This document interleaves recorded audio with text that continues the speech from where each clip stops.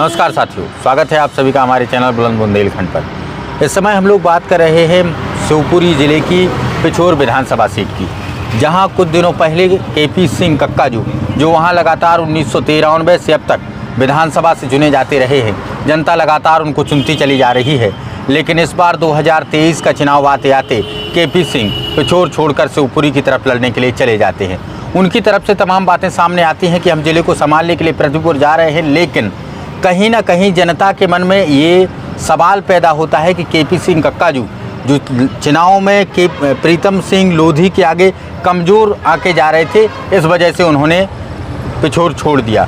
और कहीं ना कहीं ये बात फिट भी बैठती हुई दिखाई दे रही है, क्योंकि एक तरफ जहां पिछले चुनाव में मात्र 2600 वोट से हारे प्रीतम सिंह लोधी, इस बार पूरे लोधी वोट को तो एकत्रित करते हुए दिखाई दे ही रहे थे, साथ में यादव वोट बैंक पर भी एक बड़ा निशाना साधा था। और पंजाब सिंह के शामिल होने के बाद वो स्थितियां लगभग क्लियर हो गई थी। और कहीं ना कहीं केपी सिंह कक्काजू इस बात को देख रहे थे कि जनता के बीच वो पहुंच रहे थे और ये समझने का प्रयास कर रहे थे। आज से नहीं बल्कि पिछले 1 साल से वो लगातार जनता के बीच में थे और वो समझने का प्रयास कर रहे थे कि हमारी स्थिति क्या है। उन्होंने पूरे सर्वे अपने स्तर से किए और हर सर्वे में उन्हें ये रिजल्ट सामने आया कि कहीं ना कहीं स्थिति हमारी खराब है और प्रीतम सिंह लोधी के आगे हम कमज़ोर साबित हो सकते हैं। और लगातार 30 साल से विधानसभा का प्रतिनिधित्व कर रहे केपी सिंह कक्काजू इस बार नहीं चाहते थे कि अंतिम समय में वो किसी भी कंडीशन में प्रीतम सिंह लोधी से हारें। प्रीतम सिंह लोधी एक ऐसा नाम 2013 में विधानसभा चुनाव में उतरा और केपी सिंह कक्काजू से सीधे मुकाबले में 8500 वोट के आसपास से चुनाव को हार गए। फिर बात आती है 2018 के विधानसभा चुनाव की, जहां प्रीतम सिंह लोधी लगातार फाइट करते हुए मात्र 2600 वोटों से चुनाव हार गए। 2022 का समय आता है जहां ब्राह्मणों के खिलाफ एक अभद्र टिप्पणी के चलते उनका नाम समूचे बुंदेलखंड में पॉपुलर हो जाता है। और फिर ऐसी चर्चा सुनने में दिखाई देती है कि केपी सिंह कक्काजू अब वहां मजबूत स्थिति में हैं, लेकिन उसके बाद परिस्थितियां बिल्कुल पलट जाती हैं।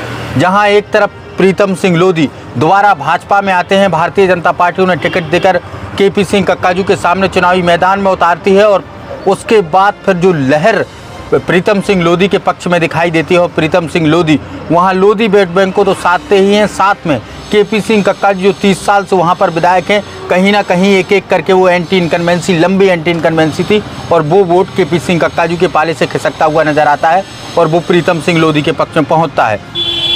अंतिम समय तक वो इन परिस्थितियों का सामना करते हैं, फिर भी ये उम्मीद लगाते हैं कि कहीं ना कहीं हम चुनाव को फाइट करेंगे और किसी भी तरीके से जनता के बीच पहुंच करके जीतेंगे। हालांकि एक बात मैं आप लोगों को स्पष्ट कर दूं, आज भी पिछोर में कोई भी पैसे का बाहुबल नहीं चलता है।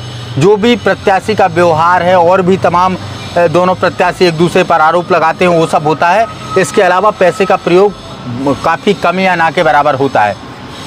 लेकिन 2 दिन पहले जब केपी सिंह कक्काजू के शिवपुरी जाने के 2 दिन पहले एक खबर आती है कि पंजाब सिंह यादव भारतीय जनता पार्टी का दामन थाम लेते हैं।